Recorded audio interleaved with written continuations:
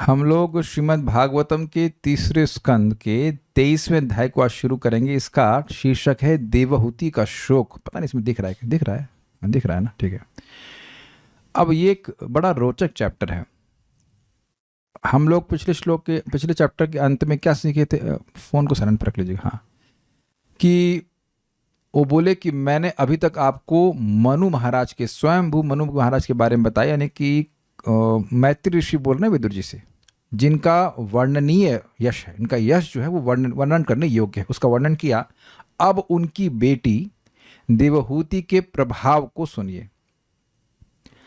अब एक यहाँ पे बड़ा अजीब सी बात है ना, देवहूति का शोक, जिसके प्रभाव का वर्णन किया जा रहा है, उसको शोक क्यों? तो एक बहुत बड़ा संदेश मिलेगा इस चैप्टर से। ऐसे एडजस्ट कर लीजिए कि वो माता जी थोड़ा आगे आ जाए, उनको बैठने में दिक्कत ना, वो इस टेबल हटा सकते हैं, इट्स नॉट नीडेड नाउ, केवल कीर्तन के लिए जरूरी थी। वो पूरा हटा दीजिए, माइक हटा दीजिए, उसे नीचे रख दीजिए, कोई दिक्कत नहीं। माइक हटा देंगे तो टेबल पीछे चली जाएगी। माइक हटा दीजिए बस, माइक बेटा, माइक हटा दीजिए, टेबल हटा दीजिए। हाँ बस माइक इधर कहीं रख दीजिए, जरूरत नहीं, यूज इट फॉर क्वेश्चन। हाँ बस हटा दीजिए। हाँ, तब बड़ा इंटरेस्टिंग है कि देवहूति की शादी हो चुकी है, वो ससुराल चली गई हैं, जहाँ पे न सास है न ससुर।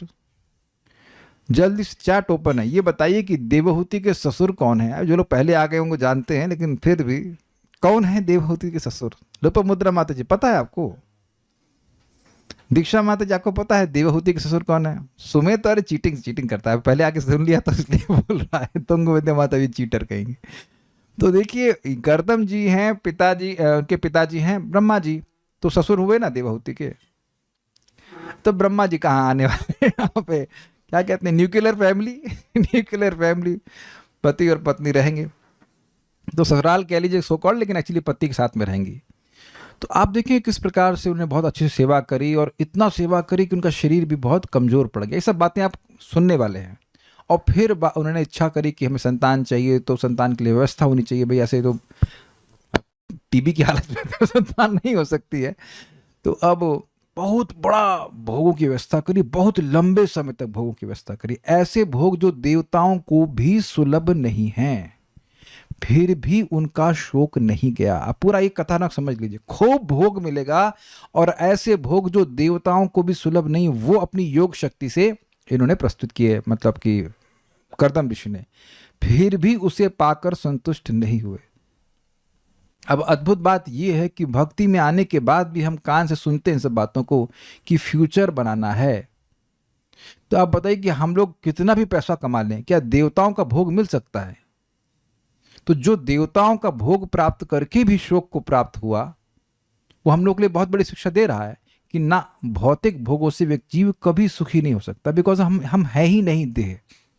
तो ये एक बहुत बड़ी शिक्षा इस आपको अध्याय से मिलने वाली है।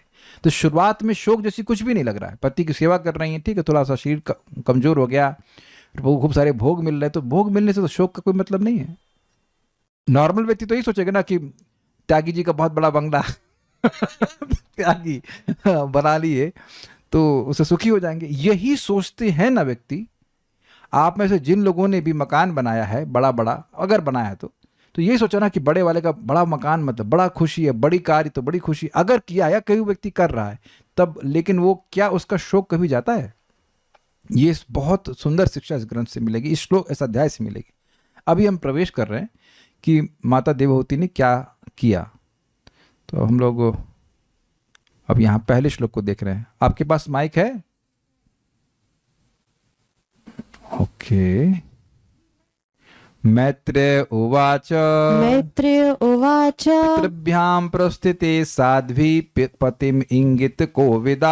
पितृभ्यां प्रस्थिते साध्वी पतिमिंगित कोविदा। नित्यं पर्यचरत् प्रीत्या भवानीव भवं प्रभुम्। नित्यं पर्यचरत् प्रीत्या भवानीव भवं प्रभुम्। मैत्रेय उवाच पितृभ्यां प्रस्थिते साध्वी पतिम इंगित कोविदा। पितृभ्यां प्रस्थिते साध्वी पतिम इंगित कोविदा। नित्यं पर्यचरत् प्रीत्या भवानीव भवं प्रभुम्। नित्यं पर्यचरत् प्रीत्या भवानीव भवं प्रभुम्। बोलिए। मैत्रेय उवाच मैत्रेय उवाच पितृभ्यां प्रस्थिते साध्वी पतिम् इंगितकोविदा पितृभ्यां प्रस्थिते साध्वी पतिम इंगित कोविदा नित्यं पर्यचरत् प्रीत्या भवानीव भवं प्रभुम् नित्यं परिचरत प्रीत्या भवानी व भवम प्रभुम।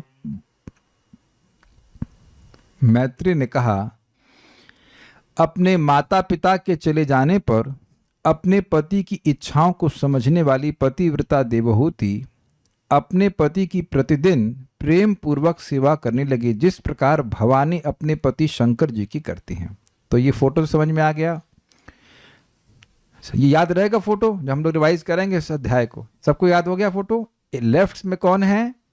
देवहूति और कर्दम ऋषि, और राइट में कौन है? शिव जी और पार्वती।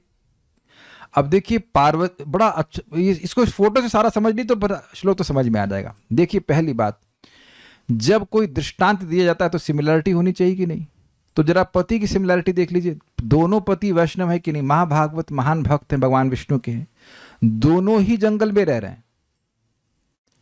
शिव जी बरगद के पेड़ के नीचे रहते हैं, ये किसी पेड़ के नीचे रहते हैं, झोपड़ी में रहते हैं, तो दोनों ही इस तरह से सामंजस्य बैठ गया। अच्छा, देवहूति स्वयंभू मनु राजा की पुत्री है, राजा के पास बहुत सारे धन होते हैं, और पार्वती किसकी बेटी हैं? दक्ष की बेटी हैं, दक्ष की बेटी सती हैं। यहां भवानी कह रहे हैं, तो यहां पे पार्वती की बात कर रहे हैं। भवानी किसको कहा जाएगा? सती को कहा जाएगा कि दुर्गा पार्वती जी का? तो पार्वती तो पर्वत की बेटी है ना, पार्वती दक्ष, हाँ हिमा तो यानी हिमालय की बेटी। हिमालय मतलब पर्वत, पर्वत में बहुत सारे मणि माणिक की होते हैं, तो यानी कि पर्वत राज भी बहुत धनी है, वो एक राजा के समान है, और उनकी बेटी होकर भी वह शिव जी को स्वीकार की है क्योंकि वो महान भक्त हैं। दोनों जगह दोनों लड़कियों ने स्वीकार किया है अपने पति को, इस बात को समझते हुए कि वे महान भक्त हैं, न कि इस बात को समझते हुए कि उनके पास पैसा बहुत है कि नहीं। अच्छा, दूसरी बात, देवहूति कुढ़ करके सेवा नहीं कर रही। कुढ़ना समझते हैं, अरे कहाँ फंस गई तो पीएलआर बोलते कि नहीं? यहाँ मूवी दिखाते क्या बोलते हैं उनको? पीवीआर, सॉरी पीएलआर नहीं, हाँ पीवीआर में घुमाने नहीं ले गया, साड़ी नहीं पूछ रहा है, ये है प्लान निमकाना। और पार्वती जी भी नहीं कहती हैं कि अरे हम तो पापा के यहाँ ऐसा मिलता था वैसा मिलता था, आप बरगद के पेड़ के नीचे रख रहे हैं। और एक अद्भुत बात ये भी है कि दुर्गा जी का सामर्थ्य भी है कि कितना भी मकान बना दे, सारे मकान तो ही बनवा के दे रही हैं, सृष्टि स्थिति प्रलय साधन शक्ति रेखा, लेकिन पति नहीं स्वीकार कर रहा है तो पत्नी कैसे स्वीकार कर ले? तो वह भी बरगद के पेड़ के नीचे रह रही है, बरगद के पेड़ के नीचे रहते हैं ना, मैं सुना है, और कथा चल रही है। तो इस प्रकार से सामंजस्य बिठाया गया है, इसलिए दृष्टांत दिया कि जैसे दुर्गा देवी या पार्वती जी बड़ी प्रेम भाव से अपने पति शिव जी की सेवा कर रहे हैं, इसीलिए यहां लक्ष्मी नारायण नहीं बोल रहे हैं। लक्ष्मी नारायण बोलते तो दिक्कत हो जाती कि भाई लक्ष्मी जी पतिव्रता है, प्रेम से सेवा कर रही हैं, लेकिन उनके नारायण तो लक्ष्मीपति है ना, वो तो महल में रहते हैं, या फिर मतलब कभी कभी सांप पे भी रहते हैं, लेकिन वहां तो कोई दृष्टांत नहीं बन पाता, इसलिए उदाहरण दिया जा रहा है। Is it okay? मैंने फोटो दे दी, से सारा समझ में आ गया होगा, बाकी तो श्लोक इजी है। मैत्री वाचा, मैत्री मुनि ने कहा। क्यों मैत्री मुनि ने कहा? क्योंकि मैत्री मुनि ही पिछले अध्याय में एंड में बोले कि मैं कहूंगा, इसलिए कहा कि मैं देवहूति के बारे में बताऊंगा, इसलिए कहा। पतिम इंगित कोविदा, अपने पति कर्दम जी के मनोभावों को जानने वाली। भाई ये बहुत बढ़िया बातें हैं।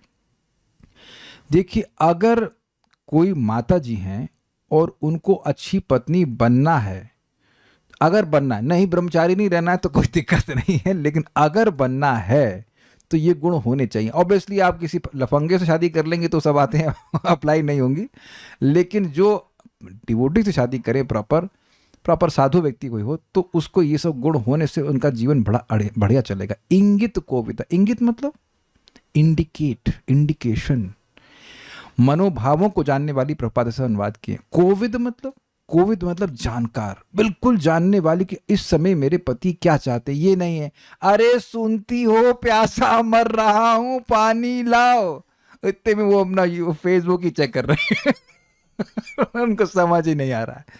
अरे भैया 9 बज गया है। जैसे एक बहुत मजेदार बात बताते हैं कि पति की जैसे सेवा एक पतिव्रता नारी करती है, ऐसे ही भगवान ने बोला ऐसे मेरे भक्त तो मेरी सेवा करते हैं, तो इसलिए सेवा कैसे करना समझना चाहिए।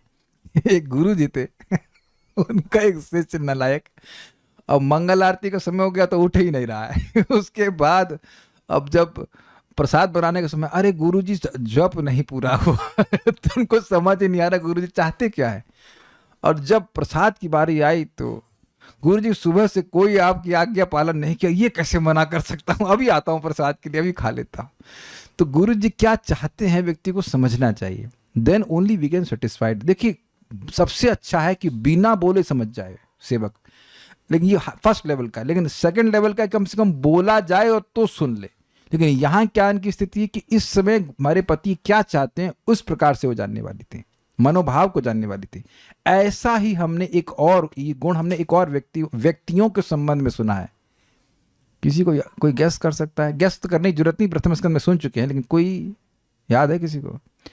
यदुवंशियों के बारे में कहा है कि इंगित कोविद, वह भगवान क्या चाह रहे हैं वह भी समझ जाते थे, ऐसे वो प्रेम से सेवा करते थे।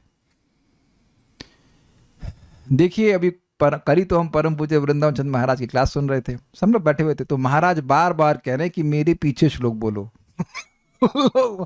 लोग तुरंत बोलना शुरू करें, फिर महाराज बोल रहे हैं कि मेरे साथ में बोलो, तो फिर आगे बोलना शुरू करें। तो आप देखिए कि लोगों को समझ में नहीं आता है।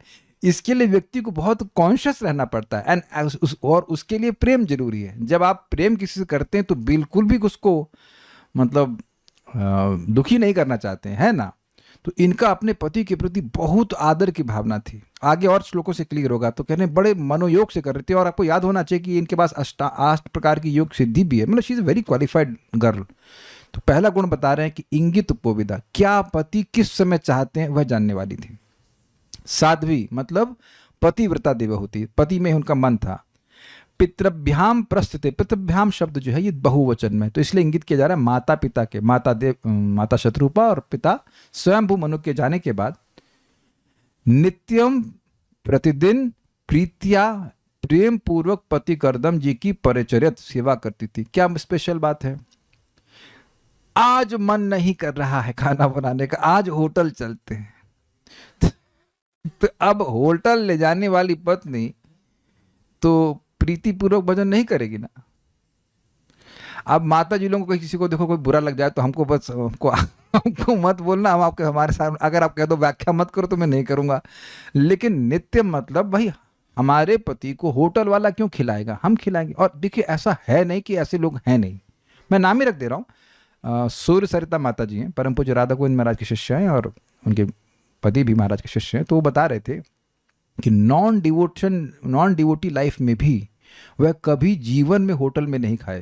माता जी एक्सेलेंट कुक, और कभी ऐसा हुआ ही ना कि न बनाई हो। जब इतना अच्छा खाना आपको घर में मिल रहा है तो होटल में क्यों खाएंगे। तो इसमें कुछ निरालस भी दिख रहा है ना, कि आलस नहीं है बनाने में। और हमने खुद देखा है, हम लोग जब आश्रम में रहते थे तो जाते थे वहां पे भरतपुर में, तो माता जी का स्वास्थ्य बहुत अच्छा नहीं रहता, लेकिन आप 4 लोग को लेके जाएंगे तो 6 लोग खाएंगे। शायद आप भी गए थे ना हमारे साथ, यश प्रभु। हाँ, 4 लोग आप बोलेंगे 4 लोग ले आओ और 6 लोग ले आ जाएंगे तो भी खा के जाएंगे पूरा यहाँ तक। कुछ उनको कोई कठिनाई नहीं कि 6 लोग आ गए तो कैसे बनेगा, क्या होगा, ऐसा कुछ भी नहीं। तो they were trained like that. तो नित्यम प्रीतिया परिचर्यत, परितः चरण, खूब अच्छे से सेवा कर रही थी और रोज कर रही थी, प्रतिदिन कर रही थी। मतलब प्रेम उनका बढ़ रहा था, कम नहीं हो रहा था। एक वक्त हमको बता रहे थे रात में कितने बजे खाते हैं, कहते 10 बजे। न क्यों? मैंने कहा माता जी उनकी होम हाउस वाइफ हैं, लेकिन अब क्या करें, वो इंस्टाग्राम और कौन सा ग्राम उसमें लगी फंसी रहती हैं तो नहीं बना पाती हैं। ये कहीं उन माता जी की प्रॉब्लम नहीं है, उनकी माता जी की प्रॉब्लम होगी। वो ट्रेनिंग इस प्रकार से होनी चाहिए। देखिए हम अपने जीवन में देखे, और बहुत सारी माताओं के संग ऐसा होगा। हमारे पिताजी बुलेट से आते थे, तो ऊपर हम लोग रहते थे, नीचे बुलेट की आवाज़ आती थी तो मम्मी नीचे गेट खोलने जाती थी। तो मैं बोलता था अरे गेट पापा खुद खोल लेंगे। आपको खोलने की क्या जरूरत। उधर हमारी बुद्धि चलती नहीं थी कि भाई ऐसा नहीं होता है, ऐसा नहीं होता है। Is it not? मम्मी आएंगे तो ना पापा गेट खोलते थे, कभी कभी ऐसा हुआ तो, लेकिन वो गेट खोलती थी। तो she was train like that. She was train bye her mother like this, और ये ट्रेनिंग हुआ करती थी। ये अब आप कहेंगे इतना बोल रहे हैं, अभी आप देखना प्रभुपाद जी के तात्पर्य को कैसे प्रभुपाद इस बात को समझा रहे हैं। This is the natural attitude of a wife of a lady to be submissive towards husband. जब भी, हम लोग पहले भी सुन चुके हैं, जब भी स्पर्धा की भावना होगी वो शादी नहीं चल सकती। आप एक बात बता रहे हैं, कोई व्यक्ति कितना भी झगड़ा कर लो वेद से, लेकिन हम मुंह की ही खाएंगे। वेद के विरुद्ध कोई चलेगा तो वो कभी सुखी नहीं हो सकता है। ये बात समझ लीजिएगा। चाहे आप और मैं कितना ऑब्जेक्शन कर लें, लेकिन हाँ आपको हम नहीं मानते तो मत मानो, लेकिन सुखी नहीं हो सकते। That is just natural. Prabhupada इसमें स्पष्ट बताएं, नेचुरल टेंडेंसी की पति की भावना होती है कि मैं संरक्षक हूं, और पत्नी की भावना होती है कि मैं सेवा करने वाली हूं। मुंह की खाएंगे मतलब, भगवान इन लोग हिंदी नहीं सीखते। मुंह की खाएंगे मतलब मुंह केवल गिरेंगे तो मुंह में मिट्टी घुस जाएगी कि नहीं? औंधे मुंह गिरेंगे। क्या है, अब हिंदी नहीं सोचते, आप संस्कृत पढ़ाऊं मैं फिर। दिस, अब ये परम पूज्य भक्ति विज्ञान महाराज स्वयं एक प्रवचन में कह रहे थे, और यही बात प्रभुपाद जी ने बताई थी। उनकी एक शिष्या ने शादी करी, नेवोटी से शादी करी, तो वो बोले कि you serve him, that means your husband, as a maid servant. अब विदेश की माता जी को कितना मुश्किल होगा ऐसा डाइजेस्ट करना, लेकिन जब उन्होंने सेवा की तो बड़ी प्रसन्न हुई। और यही प्रभुपाद जगत तारिणी माता जी को बोले थे, उनकी शिष्या को, जो कि बुर्जन प्रभु की पत्नी है, कि you serve him as his maid servant, दासी की तरह सेवा कीजिए। तो अब उनको बड़ा अजीब सा लगा, इससे तो ट्रेनिंग होती नहीं है, लेकिन when she did she was happy. Is just, देखिए वो पति अपनी पत्नी को दासी नहीं मान रहा है, लेकिन उनका भाव रहता है कि हम दासी की तरह सेवा कर रहे हैं। बहुत बात में जब शब्द यूज कर रहा हूं दासी तो बड़ा खराब लग रहा है, लेकिन श्रीमती राधा रानी, आज राधाष्टमी है, वह भी उनका दासी अभिमान ही है श्री कृष्ण के प्रति। और भगवान श्री कृष्ण की जितनी रानियां, उनका सबका दासी अभिमान है कि मैं कृष्ण की दासी हूं, किंकरी हूं, सेवक हूं। That is a natural mood. और जहां आप देखेंगे कि पत्नी को मतलब नहीं पति से, तो बस फिर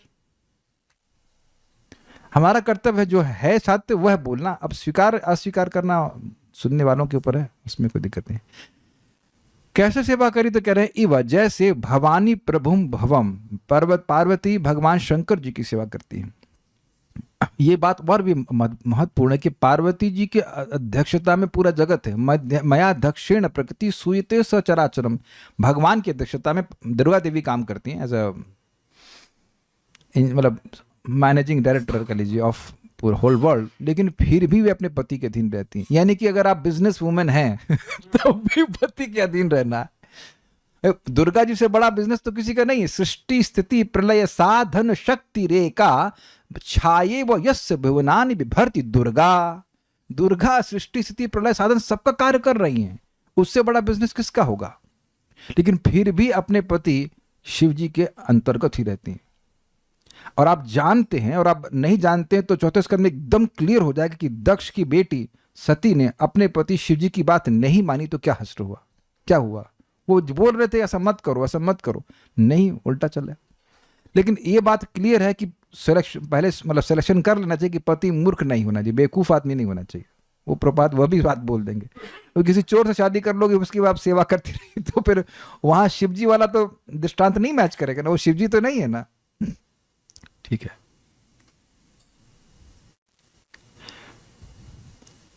मैत्रेय वाच, मैत्रेय मुनि ने कहा, पितृभ्याम प्रस्तुते साध्वी, पितृभ्याम प्रस्तुते, अपने माता पिता के प्रकृष्ट रूप से चले जाने के बाद, मतलब वापस अब नहीं आ रहे, अपने घर पे चले गए, साध्वी यानी पतिव्रता देवहूति ने, जो कि पतिम इंगित कोविदा, पति की सेवा करी।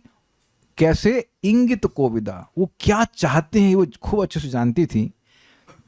नित्यम परिचर्यत, रोज ही उनकी सेवा करी। प्रीत्या, बड़ी प्रीतिपूर्वक सेवा करी। जैसे भवानी इव भवम प्रभु, प्रभु मतलब सर्वसमर्थ शिव जी की सेवा भवानी करती हैं। ये बात बोल रहे श्रीधरी। 23वें अध्याय में योग के द्वारा निर्मित सभी संपत्तियों से संपन्न कामग विमान में कर्दम और देवहूति की अद्भुत रति का वर्णन किया गया। कामग मतलब जो अपनी इच्छा के अनुसार कहीं भी जा सकता था, ये बात बोलते हैं। अपने माता पिता के चले जाने पर देवहूति प्रेम पूर्वक अपने पति कर्दम महर्षि की सेवा उसी तरह करने लगी जिस तरह पार्वती जी भगवान शिव की सेवा करती हैं। तात्पर्य, भगवानी का विशेष रूप से दिया गया उदाहरण महत्वपूर्ण है। भगवानी का अर्थ है भव अर्थात शिवजी की पत्नी। हिमालय राज की कन्या भवानी अथवा पार्वती ने शिवजी को अपना पति चुना जो भिक्षु की तरह प्रतीत होते हैं। अब यह क्यों कह रहे हैं कि भिक्षु की तरह प्रतीत होते हैं? क्योंकि भिक्षुक है नहीं, तो फिर खजाना क्या है इनके पास? भगवत प्रेम का, ये बात है। और इसी बात को अगर आपको याद हो तो स्मितेन मुखेन शोभित स्मितेन मुखेन लुलुभे देवहूत्या। कर्दम ऋषि बात कर रहे थे मनु महाराज से, देवहूति से बात नहीं कर रहे थे, बात कर रहे हैं मनु महाराज से। और उसके बाद वो चुप हो गए और अब भगवान का ध्यान करने लगे। अरविंद नाभा, भगवान अरविंद नाभ, कमल नाभ भगवान विष्णु का ध्यान करने लगे और उस कारण से उनके मुख पे बहुत सुंदर मुस्कान आ गई। उस मुस्कान को देखकर देवहूति लुब्ध हो गए। उनके पैसे को देख करके या उनके सो कॉल्ड सोशल स्टैंडर्ड को देख करके नहीं, अपितु उनकी भक्ति को देखकर वह लुब्ध हो गई। कितना इंटरेस्टिंग बात है। तो जो कोई माता जी शादी करना चाहती हैं तो विचार कर लीजिएगा कि दुर्गा जी ने किसको सेलेक्ट किया। हम उससे ज्यादा कुछ नहीं कहना चाहते हैं। राजकुमारी होते हुए भी उन शिवजी को पाने के लिए उन्होंने अनेक कष्ट सहे, बहुत तपस्या करी।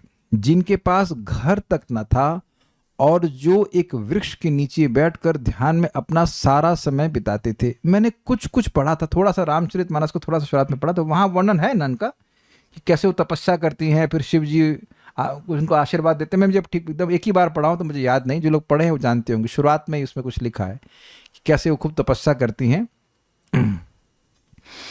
और इस पे मैंने सुना था कि भगवान शिव जी इनको स्वीकार क्यों किए। इनका नाम क्या है? पार्वती, और एक और नाम है, हमारे ग्रुप पे एक माता जी हैं अपर्णा। तो अपर्णा भी नाम इनका है, क्योंकि ये पर्ण नहीं खा करके तपस्या करी। समझे बात? पर्ण मतलब पत्ता और अपर्णा मतलब जो पत्ता भी नहीं खाई, ऐसा खाकर जो तपस्या की उन्हें अपर्णा कहेंगे। तो इसमें रा आ रहा है, अपर्णा। तो क्योंकि इसमें रा आ रहा है और शिव जी को राम नाम पसंद है, इसलिए स्वीकार कर लिए। सब भक्तों ने व्याख्या करी है। और सती में रा कहाँ आ रहा है? तो सती से शादी की, लेकिन राम नहीं, ना राम मिला ना माँ मिला, तो उसको त्याग दिए। भक्त लोग भी क्या क्या व्याख्या करते। पार्वती में भी रा आ रहा है और अपर्णा नाम में भी आ रहा है। तो ये बात यहाँ पे कह रहे हैं, मतलब ये नहीं कह रहे, लेकिन आपको बता रहे हैं इस तरह से क्यों ने स्वीकार किया। तो मतलब एक अमेजिंग बात है कि हिमालय राज की पत्नी है, क्षमा कीजिए, बेटी है, और तपस्या कर रही है एक भिक्षु से शादी करने के लिए, एक भिखारी से शादी करने के लिए। देखिए, शिवजी तो पूरे जगत को सब कुछ देने वाले हैं, उनकी पूजा करने वाले सब धन धान्य से भर जाते हैं। ये सब बात माता पार्वती को पता है कि वो केवल एक्सटर्नली लग रहे हैं भिक्षुक, लेकिन वो भिक्षुक है नहीं, भगवत प्रेमी है, महाभागवत है। यद्यपि भवानी एक बहुत बड़े राजा की कन्या थी, किंतु वे भिक्षुणी के समान शिव जी की सेवा किया करती थी। यानी कि वह अपनी शक्ति से भी ऑपुलेंस प्रस्तुत कर सकती थी, लेकिन वह नहीं कर रही थी। इसी प्रकार देवहूति सम्राट स्वयंभू मनु की कन्या थी, तो भी उसने कर्दम मुनि को अपने पति के रूप में वर्ण किया। वह उनकी अत्यंत प्रेम पूर्वक सेवा करती और उन्हें प्रसन्न करना जानती थी। She was knowing. अतः उसे यहाँ पर साध्वी कहा गया है, जिसका अर्थ होता है पति परायणा पत्नी या पतिव्रता स्त्री। यह दुर्लभ उदाहरण वैदिक सभ्यता का आदर्श है। प्रत्येक स्त्री को देवहूति या भवानी के सदृश श्रेष्ठ तथा पतिव्रता होना चाहिए। आज भी हिंदू समाज में अविवाहित लड़कियों को शंकर जी की पूजा करने के लिए कहा जाता है, जिससे उन्हें उनके समान पति मिले। और पूजा करती हैं फिल्म के हीरो की, तो उनको वैसे ही लफंगा मिल जाता है। आप समझ रहे हैं ना पूजा करने का मतलब? अरे उसकी पिक्चर आई है, उसकी पिक्चर आई, तो उसी की पूजा कर रही है ना, तो फिर ऐसा हीरो मिल जाएगा आपको। शिव जी ऐश्वर्य या इंद्रिय तृप्ति की दृष्टि से नहीं, वरन भक्तों में सर्वश्रेष्ठ होने के कारण आदर्श पति हैं। देखिए, बात बहुत सिंपल है। जो मन में ये घुसा हुआ है कि जो खूब पैसा मिलेगा जब हम सुखी हो जाएंगे, तो फिर आप भक्त को क्यों चुनोगे? सिंपल।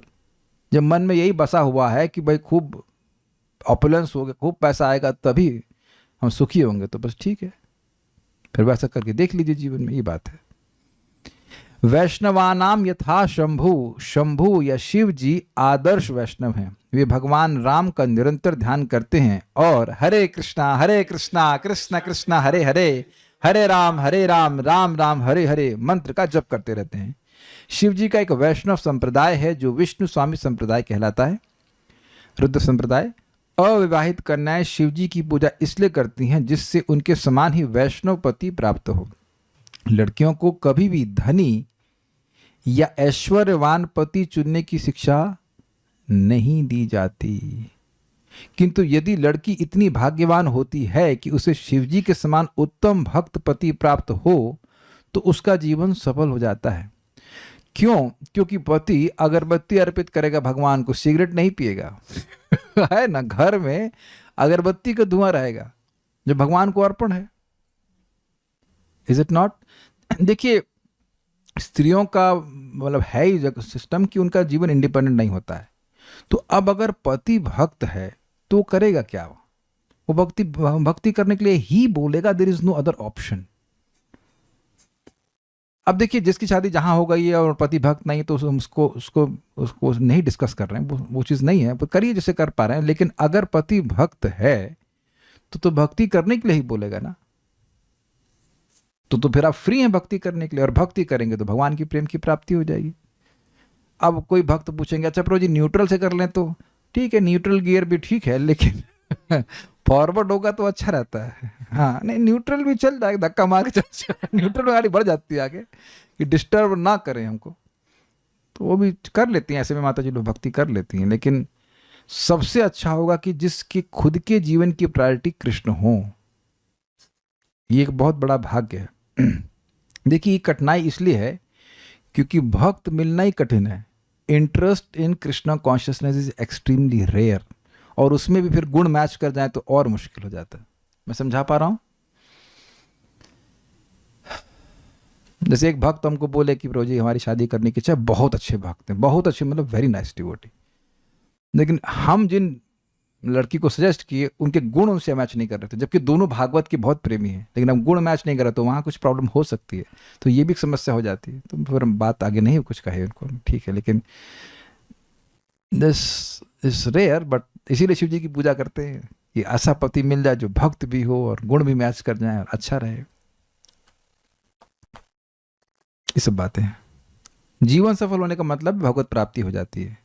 ये बात और समझ लीजिए कि जहां पति की गति होगी वहीं पत्नी की भी गति होती है। इन द सेंस कि अगर पति भक्त है, भगवान की भक्ति कर रहा है, तो उसका सारा क्रेडिट, 50% क्रेडिट जो है पत्नी को जाता है। वो पूरा शेयर उसमें रहता है। उसको अकाउंट दिखाने की, बताने की जरूरत नहीं होती मैंने इतना जप किया, इतना भागवत पढ़ा है। भाई भागवत पढ़ रहे हैं, कुछ कर रहे हैं, पत्नी भोजन बना रही है, तो या कुछ भी और सेवा कर रही है, घर की सफाई कर रही है, जो कुछ भी सेवा कर रही है, वो सब भगवान की सेवा के निमित्त ही तो है ना। उस धर्म में शेयर रहता ही है, इसीलिए उसको धर्म पत्नी कहते हैं। जॉइंट अकाउंट समझते हैं ना? यस, वो वही वाला हिसाब किताब है। लेकिन उल्टा भी हो रहा है आजकल की पति भक्त है लेकिन पत्नी भक्त नहीं है। तो वो भी, आपने दुर्गा जी की पूजा नहीं करी होगी शायद, इसलिए पत्नी भक्त नहीं मिली। इधर थोड़ा सा देखना चाहिए इस बात को। हाँ, एक बात है, किसी माता जी हमको पूछी थी कि प्रभु जी हमारी अगर भक्त पति से शादी करने की इच्छा है तो क्या वो भक्ति के विरुद्ध है या गलत है? तो क्या उत्तर होगा? बिल्कुल गलत नहीं। प्रभुपाद देखिए क्या बोल रहे हैं, बिल्कुल सही इच्छा है, कोई दिक्कत नहीं है, क्योंकि आपकी भक्ति के अनुकूल रहेगा वो। पत्नी अपने पति पर आश्रित होती है, प्रभुपाद जी बोल रहे हैं, मैं नहीं कह रहा हूं। और यदि पति वैष्णव हुआ तो वह अपने पति की भक्ति में हिस्सा बटाती है, क्योंकि वह उसकी सेवा करती है। ये बात आप पकड़ लीजिए, फिर से मैं कई बार रिपीट किया हूं। कोई भी व्यक्ति कुछ कार्य करता है, अच्छा बुरा कुछ भी, उसकी प्रेरणा देने वाले को और सहायता करने वाले को मरने के बाद कितना रिजल्ट मिलता है, वही रिजल्ट मिलता है। इसलिए हम कभी कभी जिन भक्तों के पास धन है लेकिन भजन नहीं है, मतलब भजन बल नहीं है, तो उनको बोल देता हूं कि आप धन के द्वारा उन लोगों की सेवा कर दीजिए जो भजन में थोड़े आगे बढ़े हुए हैं, या प्लीज काफी आगे बढ़े हैं, और उससे उनको लाभ मिलता है। किसी कारणवश वह नहीं कर पा रहे हैं तो ये उनको लाभ मिलता है। अब हमारी जब दीक्षा हुई थी तो हमारी माला कर कितने लोगों की माला किसी ने स्पॉन्सर करी थी। वो बड़ा चालू वक्त था ना, बड़ा दिमागदार। भाई गुरु महाराज से माला मिली तो जब तो करेंगे ही। ऐसे ही परम पूज्य राधानाथ महाराज से दीक्षा लेना मुश्किल है, मतलब काफी सिंसियर होते तब आपको दीक्षा मिलती है, तो छोड़ने वाला तो कोई है नहीं। एकदम बढ़िया जगह इन्वेस्टमेंट उसने किया। मैंने 2010 मेरी दीक्षा हुई है, आज 15 साल से जो माला की सब अपने उसके अकाउंट में चली गई। मेरे में तो है ही, लेकिन उसके अकाउंट में भी जाएगी। तो आप कहेंगे अरे हमारा कम हो जाएगा। नहीं, भक्ति में अनंत लाभ है, ये बहुत बड़ा लाभ है। कि कोई लोग हैं भाई भजन कर रहे हैं तो उससे उनके अन्न के द्वारा सहायता कीजिए, तो वो बोना होता है। हमारा समझाते हैं कि वैष्णवों के मुख में बोना चाहिए। समझते हैं बोने का मतलब? इन्वेस्टमेंट होता है ना। आप धान के बीज हैं उसको आप बोत रखते हैं, उसमें बीज नहीं कहना चाहिए, पौधे हैं खेत में रखते हैं तो कितना उससे धान नहीं चावल आता है। तो ऐसे आप किसी वैष्णव को भोजन दे रहे हैं या हमारी दवा दे रहे हैं, कुछ भी दे रहे हैं, तो ये हम उसको बहुत अप्लाई करते हैं। और कभी कभी बड़ा थोड़ा सा पैसा दे करके बड़ा फायदा होता है। एक भक्त को हम जानते हैं, ब्रह्मचारी 64 राउंड्स करते हैं, उनको लो बीपी का प्रॉब्लम हो गया। तो हम लखनऊ गए, अपने मामा जी से मिल लिए कि भाई मामा जी के मतलब मामा जी कह लीजिए, हमारे मामा जी डॉक्टर हैं, तो उनसे दवा लेके आ गए। और इनका संकल्प था वक्त का कि वृंदावन के बाहर नहीं जाएंगे, दवा हमारे घर पे आनी चाहिए, हमारे वृंदावन में आ जानी चाहिए। तो हम ला के दे दिए, हमें कोई दिक्कत नहीं है, खत्म हो गई, फिर दे दिए। हम गुण नहीं गा रहे हैं, हम बता रहे हैं कैसे इन्वेस्ट करते हैं, छोड़ते नहीं वहाँ पे ऐसा मिल जाए तो आप देखिए मैं कितने राउंड्स करता हूँ। 16 तो अपने वाले हैं और उधर से भी इम्पोर्ट हो रहा है।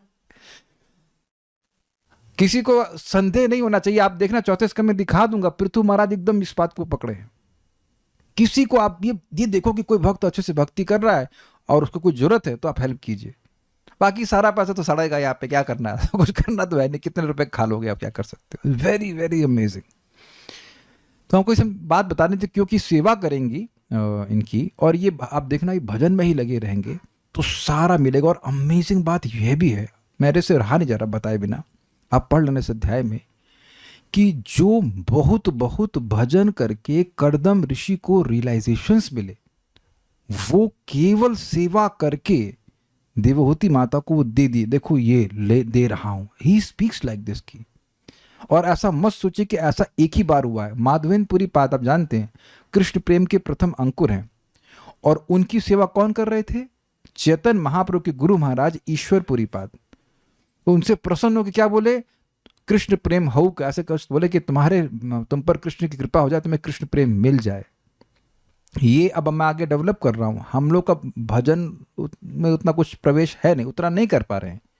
But when we are trying to please Shrila Prabhupada and his representatives, उनके भजन कब में हमको शेयर मिल जाता है, बिकॉज हम उनकी सेवा कर रहे हैं। ये क्यों भागवत पढ़ाई जा रही है? क्यों प्रभुपाद जी के तात्पर्य की एक लाइन को भी क्यों नहीं छोड़ा जा रहा? क्योंकि वो चाहते हैं कि लोग सुने उनके तात्पर्य को, उनके ज्ञान देना चाहते हैं वो सुने। By that's why we go back to Goloka only by 16। क्यों? समझ में आ रहा है कुछ आपको? कुछ समझ में आ रहा है आपको?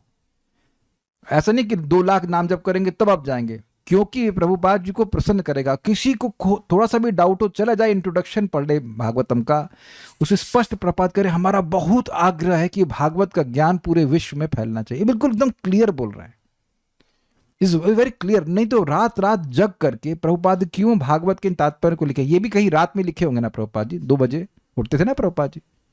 क्यों अपनी नींद छोड़ करके 3-4 घंटा या 2 घंटा ही शायद प्रपात होते थे, 2 घंटा ही सोते थे, वो जग के ऐसे लिखे। इतना उनकी एंजाइटी थी कि भागवत का ज्ञान दूसरों के पास पहुंचना चाहिए। तो ये ट्रिक लगाइए, समझिए इस बात को। और ये मैं अपने मन से नहीं कह रहा हूँ, बड़ी मजेदार बात वेदांत सूत्र में कही गई है कि जो भक्त भगवान के पास चला गया, उससे जो द्वेष करते हैं वो उसके पाप को ले लेते हैं और जो उसकी सहायता करते हैं वो उसके पुण्य को ले लेते हैं। इनहेरिटेंस, समझ रहे? इनहेरिटेंस मिलती है। Very nice. तो सेवा का बड़ा प्रभाव होता है, बहुत बड़ा प्रभाव है। ठीक है। पति तथा पत्नी के बीच इस प्रकार सेवा तथा प्रेम का आदान प्रदान गृहस्थ जीवन के लिए आदर्श है। तो ऐसा होना चाहिए। एक श्लोक और हम पढ़ेंगे।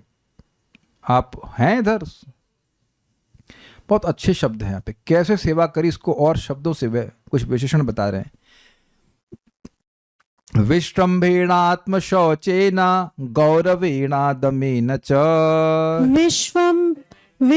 विश्रम्भेणात्मशौचेन गौरवेण दमेन च शुश्रूषया सौहृदेन वाचा मधुरया च भो शुश्रूषया सौहृदेन वाचा मधुरया च भो विश्रम्भेणात्मशौचेन गौरवेण दमेन च विश्रम्भेणात्मशौचेन गौरवेण दमेन च शुश्रूषया सौहृदेन वाचा मधुरया च भो शुश्रूषया सौहृदेन वाचा मधुरया च भो विश्रम्भेणात्मशौचेन गौरवेण दमेन च विश्रम्भेणात्मशौचेन गौरवेण दमेन च शुश्रूषया सौहृदेन वाचा मधुरया च भो शुश्रूषया सौहृदेन वाचा मधुरया च भो। हे विदुर, देवहूति ने अत्यंत आत्मीयता और आदर के साथ इंद्रियों को वश में रखते हुए प्रेम तथा मधुर वचनों से अपने पति की सेवा करी। भो मतलब हे विदुर जी, इनको अरे ध्यान से सुनिए, ऐसा करते हैं ना? अरे मैं बता रहा हूं, ऐसा करते हैं कि नहीं? अरे भाई सुनो जरा, तो अरे बोलते हैं उसी अर्थ में भो है भाई। ऐसा नहीं कि विदुर जी का ध्यान कहीं और है, लेकिन फिर भी ऐसे बोलते हैं भो। अरे विदुर जी सुनिए, विश्रम्भेणा देवहूति ने आत्मीयता से, इसको आचार्य ने समझाया है। विश्रम्भ का मतलब होता है विश्वास। इस विश्वास से कि इनकी सेवा करके ही धर्म अर्थ काम मोक्ष मुझे जो चाहिए वो मिल जाएगा। देखिए इसी की ट्रेनिंग क्लासेस में दी जा रही है कि प्रभुपाद जी को प्रसन्न करके, गुरु को प्रसन्न करके, उनके प्रतिनिधियों को प्रसन्न करके हमारा जीवन सफल हो जाएगा। हमें और कुछ लेफ्ट राइट नहीं देखना है। आई थिंक ये तो बहुत क्लियर होगा। ये विश्वास, और यही विश्वास व्यक्ति को सिद्धि प्रदान करेगा। ये उपनिषद का श्लोक है, यस्य देवे पराभक्तिर यथा देवे तथा गुरौ तस्य ही कथित अर्थ प्रकाशन्ते महात्मना।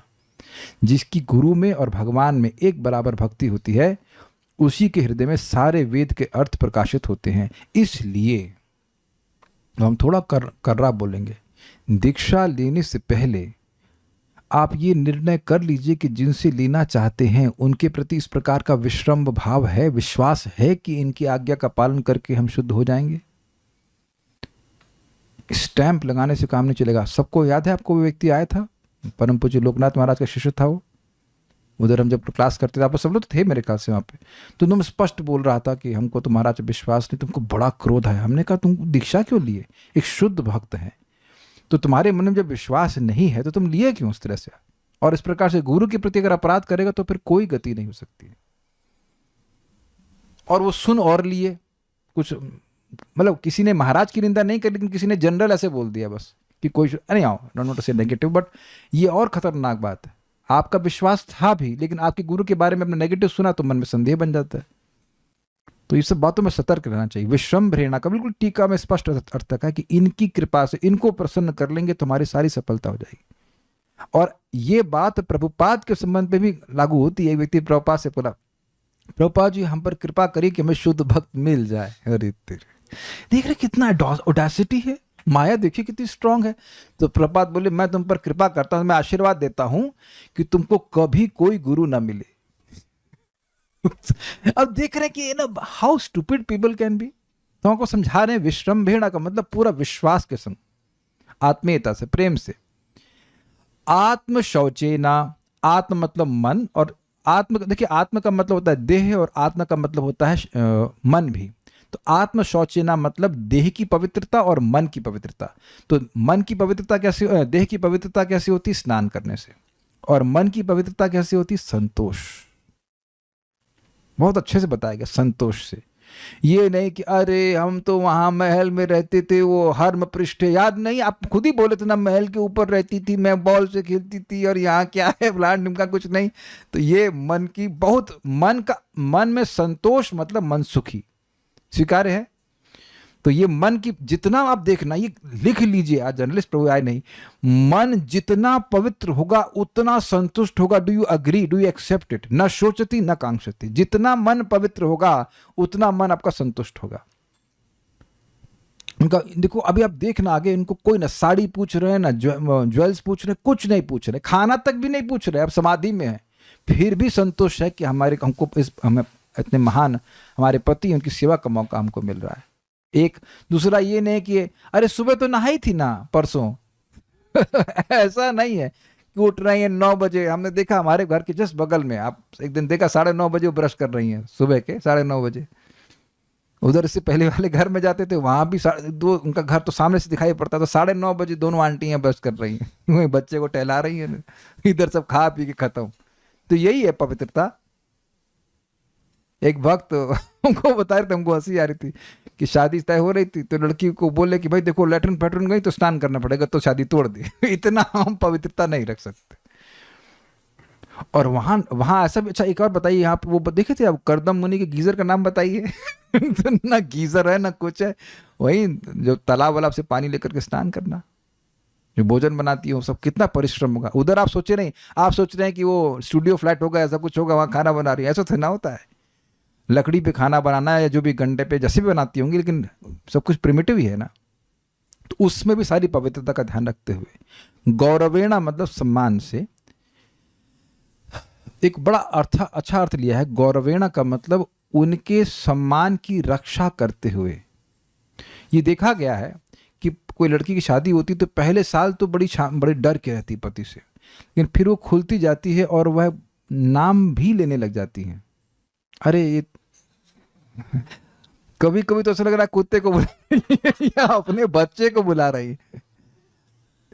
महाराज एक बार बता रहे थे, हमको नाम बोले किसको बोले थे, कहीं अमेरिका में गए तो पत्नी पीछे बैठी थी, महाराज इधर बैठे थे, और राइट में जो पति था वो गाड़ी चला रहा था। तो कुछ बात हुई तो वो उसका मतलब बात जो है कट गई पत्नी की, मतलब वो कुछ बात विवाद हो रहा था, बात कट गई। तो जो भी मान लीजिए फॉर लीजिए नाम जगदीश, जो भी नाम रहा हुआ, तो बोली पत्नी बोली जगदीश शट अप। और पूरी यात्रा में उस आदमी की आवाज नहीं की अपनी पत्नी के आगे। तो ये गौरव है, ये गौरव तो नहीं है ना। लाइक दिस दमेना इंद्रियों को वश में करके, शुश्रूषया मतलब शुश्रूषया का मतलब सेवा की, चरण को दबाना इत्यादि सब सेवा करती थी। सौहृदय ना मतलब प्रेम से, अतिशय प्रेम के द्वारा। च मधुरया वाचा च और मधुर वाणी से अपनी पति की सेवा की। मधुर वाणी मतलब अरे यही कमा के लाया 20,000 रुपये लाया, अरे ऐसे कैसे घर चलेगा, अरे टुन्नू की फीस नहीं गई। अभी तक बच्चे नहीं हुए लेकिन बहुत कड़वा बोलती हैं। हमको एक वक्त बता रहे थे कि हमारे संग तो हमारा दुर्भाग्य ऐसे नहीं, अच्छा बोलती है, लेकिन ऐसा है कि खाना खाते समय ही बोलना शुरू हो गया कि जानता यहाँ से भागेगा नहीं है। आज ये नहीं मिला, आज वो नहीं हुआ, तुम्हारी मम्मी ने ऐसा कह दिया वैसा कह दिया। तो अब देखिए बहुत बड़ी शिक्षा है यहाँ पे। पति थकार के आया और उसके बाद दिन भर की टेंशन में मान लो आया, तो कम से कम प्रेम से बात करना चाहिए। दुनिया में कहीं इज्जत नहीं मिल रही, कम से कम पत्नी से इज्जत मिले, और वहां भी इज्जत नहीं मिल रही है तब तो फिर तो जंगल में रहना श्रेष्ठ। ऐसा कुछ बोला गया कि पत्नी अगर ठीक से नहीं बात कर रही तो जंगल में ही रहना चाहिए। अगर कोई भूल जाते हो तो 3 सूत्र सीख लीजिएगा। जो व्यक्ति के ऊपर कर्ज नहीं है, जिसको अपने घर से बहुत दूर काम नहीं करने जाना पड़ता, और जिसकी पत्नी प्रेम से बात करती है, तो वो व्यक्ति सुखी है। चाणक्य पंडित गुरु यश प्रभु 2 तो आपके फैक्टर। ठीक है अभी शादी नहीं हुई तो घर के कर्जा है नहीं, घर के पास जा नौकरी बोले काम करते हैं, अपना बिजनेस करते हैं, और आगे देख लेना कि मधुर बोले नहीं तो एक फैक्टर, एक होती है ना 3 टांग वाली कुर्सी होती है ना, एक टांग टूटी और कुर्सी गिरी, बिकॉज इट्स अ फैक्ट। और कभी कभी पति भी वैसा बोलते हैं, तुमने मेरी लाइफ हेलिश कर दी है केवल खराब बोलने के द्वारा। और ऐसा नहीं है कि कुछ भौतिक अभाव है, मैं एक भी बात ऐसा नहीं बोल रहा हूं कि आप उसको काट सकें, कोई अभाव नहीं है, लेकिन चै चै चै कै कै कै, बिकॉज मन में अभाव की अनुभूति होती है। ये नहीं मिला, वो नहीं मिला, ऐसा नहीं हुआ, वैसा नहीं हुआ, जप नहीं करना, कथा नहीं सुनना, तो ये सब होगा। तो पति का जीवन भी नरक और बट ये भी है। यहां तक कि नियम है कि पति खराब बोले तब भी प्रेम से बोलना चाहिए। ये आगे भी आप देखेंगे, ये आपका धर्म है, बाकी आप देख लीजिए। और मैं फिर बार बार रिपीट कर रहा हूं कि शादी किससे हुई है, वो तो बात ही नहीं कर रहे, तो खराब बात करने की बात छोड़ दी, जाके देखना बात ही नहीं कर रहे, समाधि में लग गई उनकी। विश्रम्भेण आत्मशौचन, विश्रम्भ के द्वारा पूरे विश्वास के साथ, आत्मशौचन देह और मन की पवित्रता के द्वारा, गौरवेण दमेन च बड़े गौरव भाव से, गौरव बुद्धि समझते हैं, बड़े सम्मान की बुद्धि के साथ, दमेन अपनी इंद्रियों को संयमित करते हुए, मैंने कहा आपको बताऊं, जैसे आप लोग कभी किसी सन्यासी से बात करने जाइए तो ऐसे भड़बड़ बड़बड़ करके बात करते हैं क्या? लाइक मैं तो ज़्यादा बात नहीं कर पाता हूँ, लेकिन जब भी मैं कहीं महाराजों से बात करते हैं तो आप देखिए कि बहुत गौरव बुद्धि होती है। कुछ समझ रहे हैं ना बात? ये नहीं कि आप मन में जो भी आया वो बोलना शुरू कर दिया। क्या आप इस बात को समझ रहे हैं? देखिए, यद्यपि बात यहाँ पे एक पत्नी की पति के प्रति हो रही है, लेकिन शिष्य को गुरु के प्रति भी शिक्षा वैसे ही मिल रही है कि वो सीनियर भक्त हैं। ऐसा नहीं कि बड़बड़ बड़बड़ कुछ भी बोलना शुरू कर दिया। दमेना, इंद्रियों को संयमित करके बोलना होता है कि नहीं? ऐसा तो नहीं कि महाराज आएंगे तो महाराजा कैसे हैं, how are you, how are you. अरे तुम ये कहाँ भोगों में पड़े हो, सन्यासी पूछ रहे हो how are you. I hope you are getting this point. कभी ना कभी आप किसी न किसी सन्यासी से जरूर डील किए होंगे, महान भक्त हैं, तो आप you know how what is your attitude. ऐसा एटीट्यूड उनका हमेशा बना रहा, गौरव बुद्धि बनी रही। ये नहीं कि वो भोगों की मांग करने लग जाए, ऐसा नहीं। शुश्रूषया मतलब चरण सम्मान करना और जो भी सेवा था, पानी देना, सबको। सौहृदेना अर्थात सौहार्द के संग और मधुर वाचन के संग भी वह सेवा कर रही थी। तो एक फोटो हमने यहाँ पे डाल रखी है, किस प्रकार से देखिए सेवा कर रही हैं, जल दे रही हैं और मधुर वचन बोल रही हैं। Hope you, I think picture is very nice, this is really nice. हम प्रयास करेंगे पूरी भागवतम में हर श्लोक के संग कुछ कुछ आपको पिक्चर मिल जाए। 3 हाथ हैं? ओह अच्छा, तो ठीक है, गलती हो गई। हम ध्यान नहीं दिए, हमको तो एक ही दिखाई पड़ा था। कोई बात नहीं, लेकिन देखिए अगर 3 हाथ हैं भी तो भी कोई दिक्कत नहीं। अष्ट अष्ट वो क्या कहते हैं, अष्ट सिद्धियां उनके पास हैं, तो 3 का 6 दिखा कर सकते हैं, लेकिन बड़े प्रेम से सेवा कर रही हैं। हाँ, तो हाथ भी जोड़ रही हैं, पानी भी दे रही हैं, तो उसका मतलब दोनों दिखा दिया कि एक टाइम में पानी दे रही है, एक टाइम में हाथ जोड़ रही है, दोनों काम। या ऐसा होगा हाथ जोड़कर फिर पानी दे रही है, ये इंगित करने के लिए भाई इतनी मेहनत कर रहे हैं, इसका थैंक यू तो बोलो, कम से कम 1 लाइक तो बनता है। इतनी मेहनत चल रही है की, लेकिन याद रहेगा आपको ऐसे करने से। बाल प्रबोधनी, इसी को मैं बोल चुका हूँ, बस पर रिवाइज कर देंगे। श्रवण में सावधान बनाने के लिए मैत्री मुनि ने भो शब्द से संबोधन किया। किसको किया? विदुर जी को। ये मैंने क्यों पूछा? ध्यान दें आप, यस, आपको सावधान करने के लिए। देवहूति ने काम आदि दोषों को त्याग करके नित्य निरंतर प्रमाद रहित का मतलब समझते हैं, पगलापन। कुछ बोला, क्या बोले, इसे प्रमाद कहते हैं। बोला, मान लो बोला पानी लाओ, वो पानी जगह जा करके झाड़ू साफ करने लगे। तो ये नहीं, इसे कहते हैं प्रमाद। ये बहुत होता है। इससे रहित होकर सतर्क और प्रयत्न पूर्वक विश्वास और आत्मीयता के साथ अत्यंत तेजस्वी कर्दम मुनि को प्रसन्न किया। विश्रम्भेण अर्थात उन्होंने ये विश्वास रखा कि इनकी प्रसन्नता द्वारा ही मेरे सब पुरुषार्थ, धर्म, अर्थ, काम और मोक्ष की सिद्धि होगी। इजी है। अपने शरीर को स्नान और अंतःकरण को संतोष आदि द्वारा शुद्ध करके ऐसे सेवा करी। गौरवेना अर्थात उनके महत्व के संरक्षण, लक्षणा, आदर विशेष के द्वारा, ऐसे जोड़ लीजिएगा। क्या मतलब? जो महत्व बुद्धि है कि मेरे पति महान हैं, इस भाव का उन्होंने निरंतर संरक्षण किया। इस संरक्षण करने वाले लक्षण से युक्त आदर के संग सेवा करी। ये कभी नहीं मन में आया कि मैं इनके बराबर हूं, ये भाव बना ही रहा कि ये महान है। इसे क्या, इस बात इस तरह से कह रहे हैं। दम अर्थात बाह्य इंद्रियों का निग्रह, वाणी पे निग्रह था। शुश्रूषा अर्थात सेवा, पाद संवाहन आदि के द्वारा, शरीर की सेवा के द्वारा। सौहृदेन अर्थात अत्यधिक प्रेम से और मधुर वाणी से सेवा करती थी। सौहृदेन का मतलब मधुर वाणी नहीं, मधुर वाणी एंड में जोड़ दिया गया था। तात्पर्य यहाँ पर विश्रम्भेणा तथा गौरवेणा, ये 2 शब्द अत्यंत महत्वपूर्ण हैं। देवहूति ने इन्हीं 2 विधियों से अपनी पति की सेवा की। ये दोनों विधियां हैं जिनके द्वारा पति अथवा श्री भगवान की सेवा की जाती है। देख रहे हैं, विश्रम्भेणा का अर्थ है आत्मीयता पूर्वक और गौरवेण का अर्थ है अत्यंत सम्मान पूर्वक। तो आप अपनी अर्थ अब क्या समझे थे कि भगवान की सेवा करके ही हमारी सारी सिद्धि मिल जाएगी। यह हईते सर्व सिद्धि होए बे तुम्हारी, ये सब सुन चुके हैं ना। भगवान की सेवा करके हमारी सारी सिद्धि हो जाएगी। तो जैसे एक पत्नी सतपत्नी एक सतपति की सेवा करती है, ऐसे ही एक भक्त को भगवान की सेवा करनी होती है। ये बात, पति अत्यंत आत्मीय मित्र होता है, अतः पत्नी को चाहिए कि आत्मीय मित्र की भांति पति की सेवा करे और साथ ही पति की स्थिति की श्रेष्ठता को भी समझे।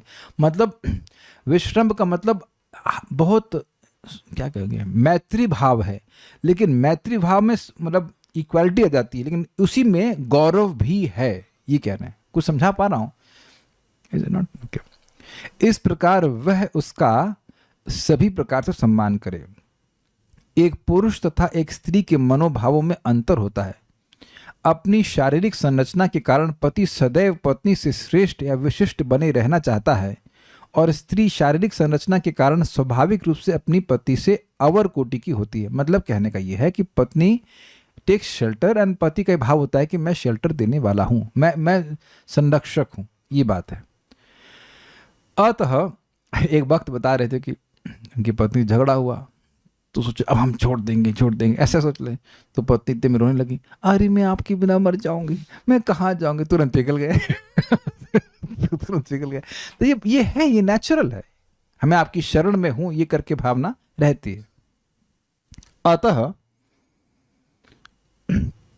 स्वाभाविक प्रवृत्ति यही है कि पति अपनी पत्नी को पति अपने को पत्नी से श्रेष्ठ मानता है और इसका पालन किया जाना चाहिए। यदि पति से कोई गलती हो जाए तो भी पत्नी को सह लेना चाहिए, और इस प्रकार पति तथा पत्नी के बीच मन मुटाव नहीं रहेगा। तो आप कहेंगे कि जब पति से गलती हो जाए सहन कर लेना चाहिए, और पत्नी से गलती हो जाए तब सहन करते हैं। जितने लोग यहाँ शादी किए हैं तो क्या अपनी पत्नी की गलती को सहन नहीं किए हैं?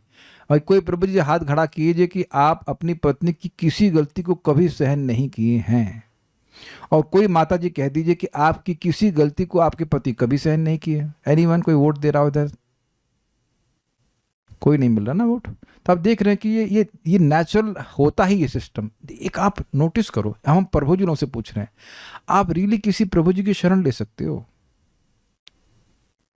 ये हम सब लोग में अहंकार रहता है कि हम अपने दम पे चलेंगे, हम अपने दम पे करेंगे। That is natural. आप देख लीजिए, ये भाव आता नहीं है, नहीं आता है। अहंकार, पुरुष का अहंकार वो रहता ही, भगवान ने डिजाइन ऐसा सिस्टम किया हुआ है। जितने लोगों की शादी हुई है वो अपने साथ अपने पत्नी के संग रह सकते हैं, और एक पुरुष के संग रह लेंगे जीवन भर अपने रूम में। कोई वोट तो दे भाई इधर। कोई ब्रह्मचर्य आश्रम में हमको पता है, एक हमको न्यूज आई कि वो एक व्यक्ति गला दबा खाए, कोई मत नहीं तो यार, एक कॉपी ने कंता बहु लगा खलू भागे बनता। कल्याणपुर के मन में डाउट आ रहा है, तो आप तो एक व्यक्ति को गेस्ट के रूप में भी रुकाना नहीं चाहते हो। आपके आंखों से लगता है कभी कभी कुछ बोल नहीं रहे, लेकिन आंखें बहुत बोलती हैं। Is it not? बहुत मुश्किल है। नहीं, मुश्किल है। Just for most people it is very difficult. You can not do that.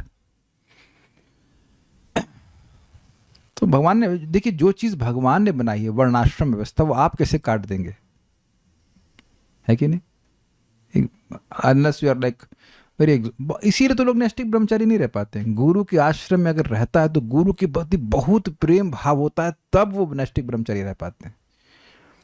नहीं तो सामान्यतः ऐसा नहीं होता है, सामान्यतः ऐसा नहीं होता। बल्कि हम नाम नहीं रख सकते, कि महाराज हैं, काफ़ी समय से बीमार हैं, अब आप समझ गए मैं किसकी बात कर रहा हूँ। तो उनके सेवक बहुत प्रेम से सेवा कर रहे हैं, तो एक उन्हीं के शिष्य ने कहा कि वो तो बिल्कुल ऐसे सेवा कर रहे हैं जैसे एक पत्नी सेवा करती है पति की। अब आप समझिए, उदाहरण भी क्या दे रहे हैं कि पत्नी जैसे सेवा करती है, बिल्कुल समर्पित होकर वैसे सेवा कर रहे हैं, खाने की, नहाने की, जो भी सेवा कर रहे हैं। तो आप देखिए कि स्टैंडर्ड सेवा का स्त्रियां ही हैं। और ये मेरे शब्द नहीं है, परम पूज्य वृंदावन चंद महाराज समझा रहे हैं कि ये हो सकता है कि मतलब स्त्रियां जो है बहुत फिलोसफिकल नहीं हो। आप में से बहुत फिलोसफिकल कौन है? आप मुझे बता देना कि मैं बहुत फिलोसफिकल हूँ। तो जनरली देखेंगे स्त्रियां फिलोसफिकल नहीं होती हैं, इमोशनल होती हैं, सेवा भावना होती है और समर्पण होता है। तो महाराज कह रहे थे कि देखिए, भक्ति में दो ही चीज सबसे महत्वपूर्ण है, सेवा और समर्पण, है कि नहीं? और वह जितना स्त्रियों में होता है उतना पुरुष में नहीं हो सकता। और नहीं तो पुरुष को चैलेंज करे कि आप 6 महीना 6 महीना ज्यादा हो गए, 1 महीना अपनी ससुराल में जाके रह लीजिए। साइंटिस्ट प्रभु कभी किए आप 1 महीना? ना नहीं कर सकते। वरुण प्रभु तो किए होंगे, राधिका प्रभु आप। तो आप देखिए कि आपकी पत्नी तो अपने ससुराल में रह ही रही है पूरा जीवन, लेकिन आप 1 महीना नहीं, मैं कहूँगा 1 हफ्ता नहीं रह सकते। अगर रहे होंगे तो दामाद की तरह, सेवक की तरह नहीं रह सकते कि इसके लिए खाना बनाओ, उसके लिए खाना बनाओ, उसके लिए खाना, पत्नी का भाई उसके लिए कुछ टिफिन बनाओ, या कुछ ना करने वाले आप, नहीं ना। आप समझ में आ गया ना कितना समर्पण है और कितनी सेवा भावना है। तो हर व्यक्ति की एक स्ट्रेंथ होती है, और that's natural given by Krishna, ये बात है। एक माता जी दिख रही है, उनकी माँ को बेड रेस्ट हो गया, अब वो पड़ा पनिशमेंट। महाराज बात तो विनोद कर रहे हैं, स्त्रियों को सेवा ना मिले तो बड़ी दिक्कत, यहाँ तक कि हम भागवत क्लास में मटर छीलेंगे। तभी आप देख, उनको कुछ चाहिए, you know, they have to do some service, they are made to render service. Prabhupada के तात्पर्य में दिखाऊंगा, woman is made to render service to man. And actually और बात बताऊं आपको secret, a man is entrapped when he accept service from a woman. ये system भगवान ने बनाया, माया का सिस्टम है कि पत्नी सेवा करके ही उसको कंट्रोल में ले लेती है। ये है हिसाब किताब। अब क्या करें, इसका विपरीत बताते हैं आजकल के माता पिता, तुम इंडिपेंडेंट बनो, तुम बॉस की सेवा करो, तुम पति की सेवा क्यों करोगे, इत्यादि इत्यादि। एनीवेज, जो है हम सर ने बता रहे हैं, तो ये यद हो गया। विश्रम्भेण का अर्थ आत्मीयता का साथ है, किंतु इसका अर्थ यह भी नहीं है कि मान घटे नित घर के जाए। ये पता नहीं हिंदी का सब मतलब क्या है। इंग्लिश में प्रभात कहते हैं फैमिलियरिटी ब्रीड्स कंटेम्प्ट, मतलब प्रेम से सेवा करनी चाहिए, लेकिन ये नहीं कि मेरा पति हमसे नीचे है। वैदिक सभ्यता के अनुसार पत्नी हमेशा अपने पति को नाम से संबोधित करती है ना, यही लिखा है आप लोग की टेक्स्ट में, कुछ अलग तो लिखा है। वैदिक सभ्यता के अनुसार पत्नी अपने पति को नाम से संबोधित नहीं कर सकती। She can not do, it is not possible. हमको तो श्लोक याद नहीं है, लेकिन जब माता सीता से पूछा गया कि ये कौन है, तो कुछ तो बोले, आपको कुछ याद है? इनको माइक दीजिए अगर इनको याद हो तो, कॉर्डलेस माइक तो उनके पास है, वहां तक पहुंचेगा नहीं। कुछ तो बोले कि वो, हमको बिल्कुल याद नहीं। महाराज बोलते हैं रामचरितमानस की चौपाई है कि भगवान राम का नाम नहीं ली। अरे ऐसे नहीं, सबको सुनने को होगा तो अच्छा रहेगा। बड़ा इंटरेस्टिंग है। माता सीता का आदर्श प्रस्तुत कर रही हैं, वो राम हमारे, वो हमारे हस्बैंड, ऐसा भी नहीं बोल रही। भगवान राम, लक्ष्मण और सीता जी जा रहे हैं वन से, तो चित्रकूट की तरफ जा रहे हैं, तो उधर गांव की स्त्रियां सोच रही हैं कि कौन है, सुंदर सुंदर राजकुमार हैं, पाँव में कुछ नहीं है, जटाजूट बनाए हुए हैं, बीच में एक स्त्री है, वो बहुत ही सुंदर है। तो माता जी सोचती हैं कि ये कुछ पूछना चाहती हैं, तो अपने आप वो बताने लगती हैं, और बताती हैं कैसे। अपने सिर पर पल्लू को ठीक करती हैं, एक अंगूठे को पल्लू से लपेटती हैं, माइक पे बोली, हाँ, और एक अंगूठे से धरती मैया को कुरेदती हैं, और कहती हैं, पहले इतना मर्यादित होकर बोलती हैं कि पहले भगवान को न बता करके अपने लक्ष्मण जी को बताती हैं। चौपाई है, सहज सुभाय सुभग तन गोरे, नाम लखन लघु देवर मोरे। पहले अपने देवर लक्ष्मण जी को बताती हैं, फिर भगवान को बताना होता है तो डायरेक्ट नहीं बताती हैं। कैसे बताती है, बहुत ही सुंदर है। कहते हैं कि बहुरी बदन विधु अंचल ढाकी, अब पियतन चितई भौह करी बाकी। अपने भौहों के इशारे से बोल देती हैं, खंजन मंजू तिरछे नैननी, निज पति कहे पिक सिया बैननी। मतलब माने इशारों से बताती हैं, माइक बोलिए, इशारों से बताती हैं, अपने भौहों से बताती हैं, और इस तरह बोल देती हैं। तो स्त्रियां देख नहीं पा रहे हैं, लेकिन मैं कह रहा है कि मतलब लक्ष्मण जी से संबंध जोड़ करके कि लक्ष्मण जी हैं ये उनके देवर हैं। प्रभु जी ऐसा बताते हैं अपने आंखों के भाव के इशारे से कि ये मेरे पति हैं। हाँ, तो लेकिन ये नहीं बोल रहे हैं हमारे हस्बैंड है, हमारे नहीं है, ये ऐसे। हाँ, इशारे से बता देती हैं। अब हमारे इस बात को समझा रहे थे कि पहले भी बोलते थे कि ये पप्पू की माँ, मतलब ऐसे नहीं, माई वाइफ नहीं बोलते थे, पप्पू की माँ। अच्छा, ऐसे करके आप कर लीजिए। तो ये कहने का मतलब है कि ये तो चलो खैर पति की तरफ से, लेकिन पत्नी को नाम नहीं लेना चाहिए। हम यहाँ हाथ नहीं खड़ा करवा रहे हैं, कितने पतियों की पत्नियां नाम लेती हैं, शर्म आएगी, इसलिए हम छोड़ दे रहे हैं। प्रभु जी बोलना चाहिए या जो भी है तरीका है। लेकिन अगर आप बोल भी रही हैं, मान लीजिए बोल रही हैं, भक्त होने के बाद, तो उसको चेंज कीजिए, ये ठीक नहीं है। आधुनिक सभ्यता में पत्नी अपने पति का नाम लेकर बुला सकती है, किंतु हिंदू सभ्यता में ऐसा नहीं है। इस प्रकार निम्नता तथा श्रेष्ठता का द्वैत चलता है, डुअलिटी रहती है। दमेन च, पत्नी को किसी प्रकार का मनमुटाव होने पर अपने को वश में रखना सीखना चाहिए।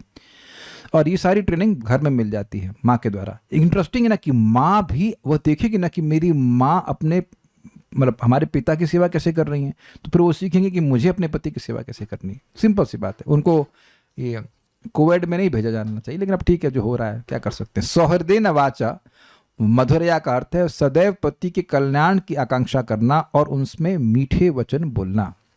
बाह्य जगत में मनुष्य अनेक कारणों से विक्षुब्ध हो सकता है, अतः स्त्री को चाहिए कि घर में उससे मीठे वचन बोले। तो ये बहुत बड़ी शिक्षा मिल रही है। अब आगे और बातें कैसे वो सेवा करती है हम सीखेंगे। So stop here, thank you. Shrimad Bhagavatam की जय, श्रील प्रभुपाद की जय, निताई गौर प्रेमानंदे।